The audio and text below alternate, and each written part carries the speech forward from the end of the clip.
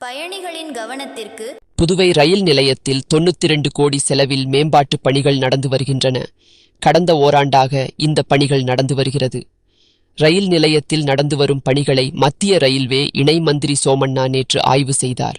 இதைத் தொடர்ந்து பாரதிய ஜனதா கட்சி அலுவலகத்திற்கு சென்ற மத்திய இணை மந்திரி சோமண்ணா நிருபர்களிடம் கூறியதாவது: புதுச்சேரியில் ரயில்வே துறையை மேம்படுத்த மிகுந்த கவனம் செலுத்தி வருகிறோம்.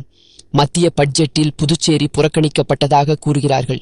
ஆனால் கடந்த 2014ஆம் ஆண்டு பிரதமராக மோடி பதவியேற்ற பிறகு புதுச்சேரியில் பல்வேறு ரயில்வே திட்டங்களுக்காக மத்திய அரசு 280 கோடி ஒதுக்கியுள்ளது. தற்போது 92 கோடி மதிப்பீட்டில் புதுச்சேரி ரயில் நிலையம் மேம்படுத்தும் பணி நடந்து வருகிறது. புதுச்சேரியில் 100% மின்மயமாக்கல் பணிகள் முடிக்கப்பட்டுள்ளது. புதுச்சேரியில் இருந்து ராமேஸ்வரம், திருச்செந்தூருக்கு புதிய ரயில்கள் இயக்க பரிசீலனை செய்யப்படும். பிற மாநிலங்களுடன் இணைக்கும் புதிய ரயில்கள் கொண்டுவரும் திட்டமும் உள்ளது. இவ்வாறு அவர் கூறினார்.